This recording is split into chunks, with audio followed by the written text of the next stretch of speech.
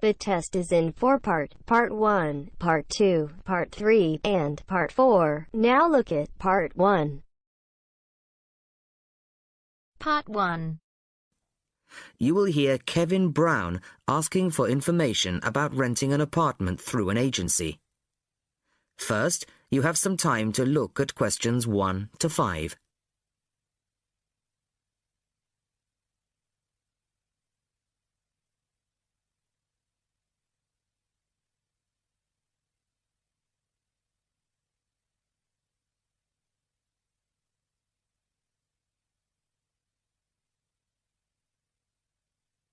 Now the test will begin. You should answer the questions as you listen, as you will not hear the recording a second time. Listen carefully to the first part of the conversation and answer questions 1 to 5. Good afternoon. How can I help you? Hello, my name's Kevin Browne. I saw your advertisement in today's local paper, apartments to let in all areas of the city. Yes, Mr. Browne. We currently have several properties available. What part of the city were you thinking of? Well, city centre ideally. OK. And what price range are you interested in? I don't really know.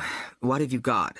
Well, prices start at £400 a month, going up to £1,000 a month. OK.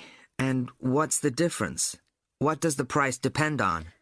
Well, the number of bedrooms, mainly. Uh-huh. The cheaper apartments have 1 bedroom, while the most expensive have 3 or 4 bedrooms. OK. 2 bedrooms would be nice. So I'll say 2 bedrooms up to $600 a month. Mm-hmm. Do you have anything like that?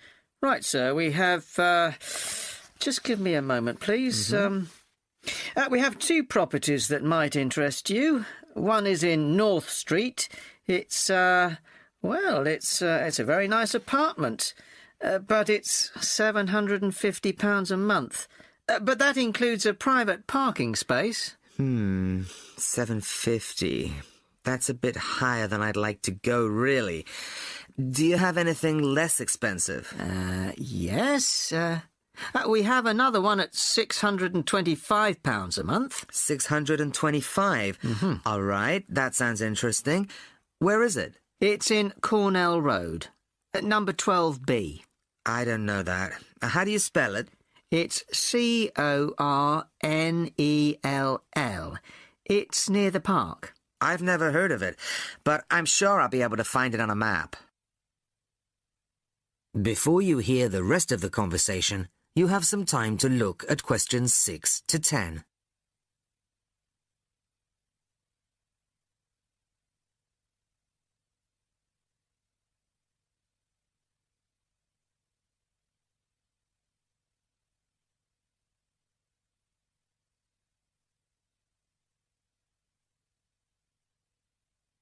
Now listen and answer questions 6 to 10. So, would you like to see the apartment, sir? Yes, I would. I'd like to rent somewhere fairly soon. Would tomorrow be possible? Sorry, I'm afraid nobody is available all day tomorrow. It's quite a busy time of year for us. I see. But if you're free later today, you could see it at 5:15. Sure, no problem. I could manage that. OK. So that'll be 5:15 with my colleague Jason. He'll meet you at the apartment. That's fine. And one more thing. What do I need to provide to rent an apartment with you? What documents, that kind of thing? Yes, of course. Do you have a job? Yes, I work in a travel agency. Well, a reference letter from your employer, you know, saying you work for them, and a deposit, which is 1 month's rent plus a fee of £60. What's that for? It's an administration fee to cover the cost of preparing the contract. OK. And one last thing. When would this apartment be available? It's empty now, so you could move in as soon as the contract was signed. That's great. Thanks very much indeed. Bye. Goodbye, Mr. Browne.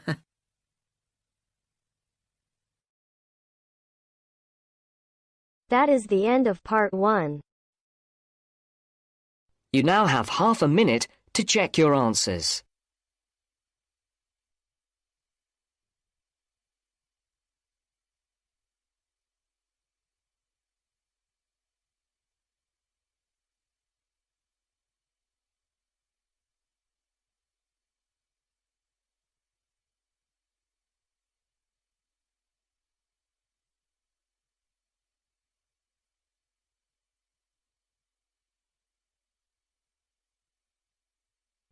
Now turns to Part 2.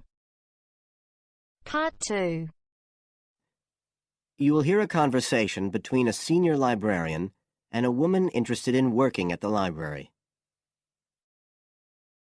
First, you have some time to look at questions 11 to 17.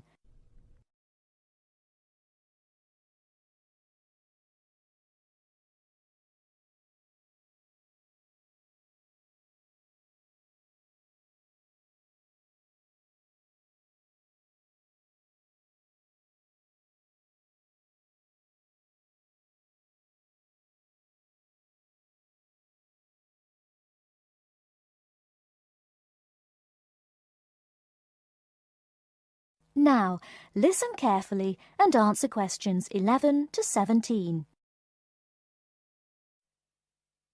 I'm interested in doing some work for the library. Are you the person to speak to? Yes. Right. Well, what sort of work are you interested in? Well, I've just come to live here in Australia. I don't want a full-time job until my children have settled down, but I really need to get out of the house a bit. And I heard you need voluntary workers for various projects. Right. But I don't know if I have the right skills. Well, we do provide training. Oh! We always include an orientation to the library, together with emergency procedures. That's fire regulations, emergency exits, first aid so you can cope with accidents or sudden illness. Things like that which are necessary for anyone who's working with the public. Then we give specialist training for particular projects, like using our database system. I do have quite good computer skills, in fact. Oh, great. Is there any sort of dress requirement? Well, all staff have to wear a name badge, so they can be identified if they go outside the staff-only areas. But apart from that, there aren't many regulations. We ask you to sign in and sign out for insurance purposes, but that's all. How about transport? Do you live locally? Well, not too far away. I'm at Porpoise Beach. My husband needs a car during the day, but it's only about 20 minutes on the bus. In fact, we can reimburse part of your travel expenses in that case. Oh! Would that be the same if I came by car? No, because parking is such a problem here. One thing we are looking for, though, is someone who can drive a minibus. No problem. So, do the projects involve going outside the library? Some, yes, but not all. We've just finished one which involved working with photographs taken of the area 50 or 100 years ago. It basically involved what we call encapsulation. Putting them in some sort of covers to keep them safe? Exactly. It's time-consuming work, and we were very grateful to have help with it. Then, sometime next year, we're hoping to begin working on an initiative involving the sorting and labelling of objects relating to local history. We'll be needing help with the cataloguing. Well, I'd definitely be interested. How about at present? Well, we have a small team who work to support those who are unable to read. Working with the blind? Yes, or other groups who have reading difficulties. We provide volunteers with equipment so that they can take books home with them and read them aloud onto CDs. We're gradually building up a collection that can be lent to those who need them. I can see it would be useful, but I'd really like to do some sort of work where I can get the chance to meet people. How about reading stories to children? That's done by our regular staff. But we do have another project. It's a very long-established scheme which involves helping those who are unable to have direct access to the library. Oh, I noticed someone with a trolley of books when I was at the hospital last week. That sort of thing. That would have been one of ours, yes. It's one of our most popular services. Lots of people who wouldn't dream of going to the library normally when they're at home borrow a book when the trolley comes round the ward. I can imagine. Yes, I'd definitely be interested in that. Right, so how do I enrol? Well, we do ask all volunteers to commit themselves to a regular period each week. I could probably do 5 or 6 hours. Oh, be careful not to take on too much. But we do need someone for a couple of afternoons, from 2 to 4, so 4 hours altogether. That sounds fine.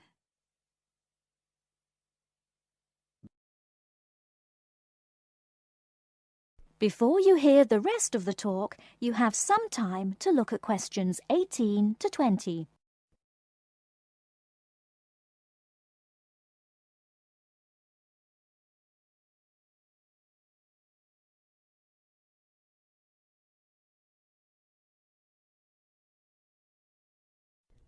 Now listen and answer questions 18 to 20. Right, so here's the application form. It asks the usual questions, name and address and telephone number. You also need to fill in details of who we should get in touch with in case of any accident or problem like that. We do need to have that filled in. And there's a space for date of birth, but that's only if you're over 75, so we won't worry about that. No. Oh, it asks for qualifications. Do I need to provide certificates? They're not necessary. We'll need the names of 2 referees, not relatives or family members, obviously. What else? Signature of parent or guardian. That won't be necessary, as I assume you're over 18. Yes. What's this? It says civil conviction check. That's a document we have to provide by law for those working on projects involving children, so we won't need it in your case. But you will need to sign this separate document. That's a copy of commitment. It's basically an agreement to work according to the library guidelines. So, if you'd like to fill this all in, you can do it here or take it home, whichever you prefer. I'll take it home if that's okay. Right, well, thank you for your time. That is the end of part 2. You now have half a minute to check your answers.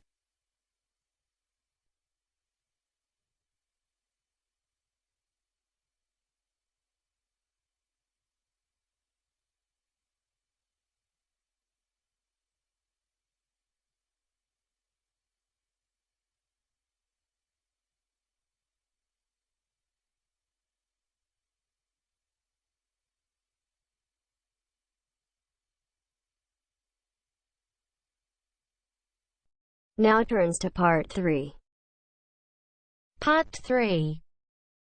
John has applied to train as a teacher and is being interviewed. In this stage of the interview, the interviewer will discuss John's previous studies and work experiences. First, you have some time to look at questions 21 to 25.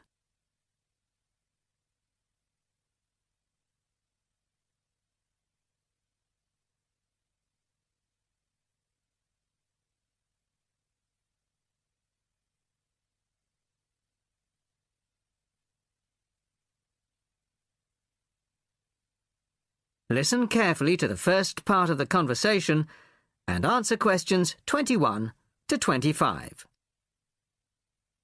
Hello, come in and take a seat. You are, John Evans? Yes, I am. Well, as I'm sure you're aware, the purpose of this part of the interview is to go over your CV and talk a little further about your previous studies and experiences. Yes. So, your first degree was in French, of course? Yes, with a minor in film studies. An interesting combination. Mostly French films, presumably? Well, European cinema in general, but with a bias towards French cinema. Ah, and your degree took 4 years? Yes. In the 3rd year, I was an exchange student at Bruges University in Belgium. I was there for a full academic year, 9 months. Right.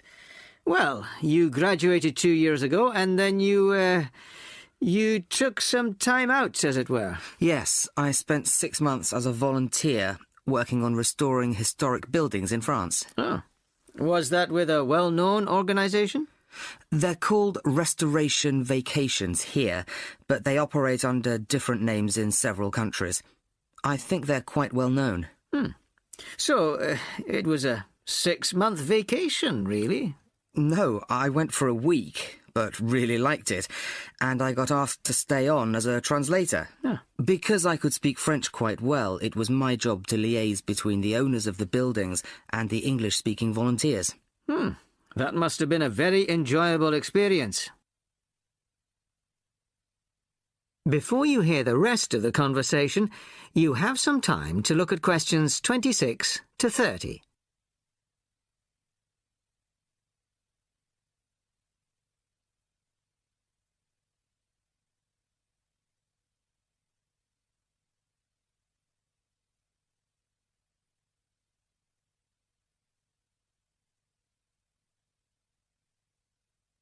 Now listen and answer questions 26 to 30. Well, it was certainly a very enjoyable experience to begin with, but after the first 3 months or so, I actually got a bit bored. I was talking about the same things every day. Bricks, cement, window frames, that kind of thing. It wasn't really stretching my French. Also, I wasn't getting paid, just free accommodation and food, plus some pocket money. I see. So then you started working for a bank in Paris. BCFC, I think. Yes. Were you doing entirely translating again? Well, translating was the major part of it, mostly from English into French this time. Official documents, letters, that kind of thing. Much more challenging. But I was also in charge of coordinating the translation work going on in the bank's offices in Switzerland, Belgium, and other parts of France. What did that involve? It was simple, really. I just had to keep track of what had been translated in each office. To save wasting time having the same document translated twice in different offices. So, you stayed there for a year and a half, and then you left. Why was that? Simple. To apply for this course. I see. Why give up a secure job in Paris to train as a teacher here? I've always imagined that I'd be a teacher, really. I loved being in Paris, but I wouldn't want to spend the rest of my life working for a bank. Do you think your experiences in France will help you as a teacher of French? It certainly helped my French, and my experiences certainly gave me a much better understanding of French culture. Although that may not be of enormous use when it comes to standing up in front of a class of British 13-year-olds. Perhaps not. Thank you very much. The next stage of the interview will be conducted by my colleague in room 207. That is the end of part 3. You now have half a minute to check your answers.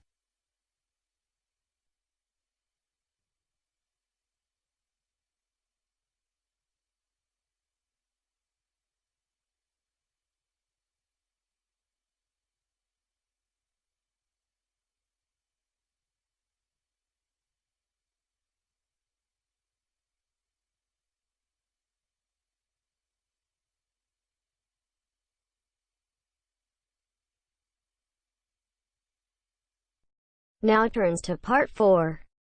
Part 4. You'll hear a talk on the subject of the urban landscape. First, you have some time to look at questions 31 to 40.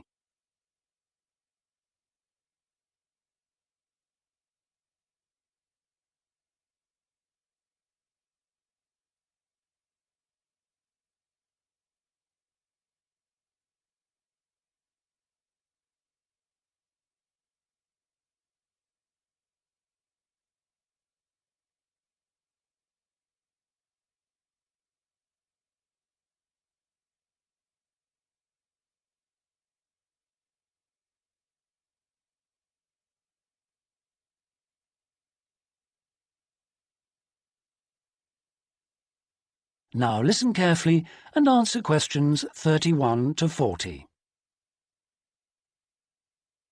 Good day, ladies and gentlemen. I have been asked today to talk to you about the urban landscape. There are two major areas that I will focus on in my talk: how vegetation can have a significant effect on urban climate, and how we can better plan our cities using trees to provide a more comfortable environment for us to live in. Trees can have a significant impact on our cities. They can make a city as a whole a bit less windy, or a bit more windy if that's what you want.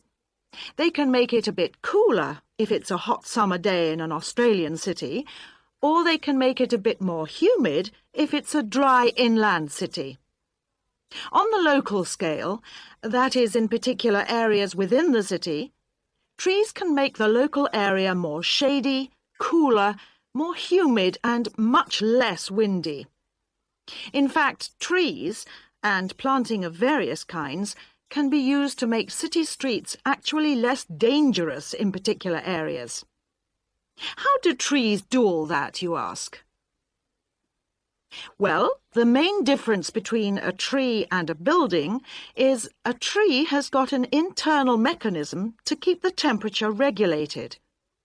It evaporates water through its leaves, and that means that the temperature of the leaves is never very far from our own body temperature. The temperature of a building surface on a hot sunny day can easily be 20 degrees more than our temperature.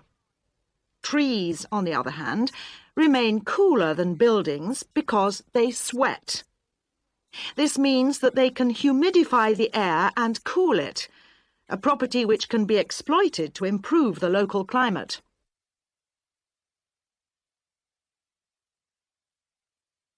Trees can also help break the force of winds. The reason that high buildings make it windier at ground level is that as the wind goes higher and higher, it goes faster and faster. When the wind hits the building, it has to go somewhere. Some of it goes over the top, and some goes around the sides of the building, forcing those high-level winds down to ground level. That doesn't happen when you have trees.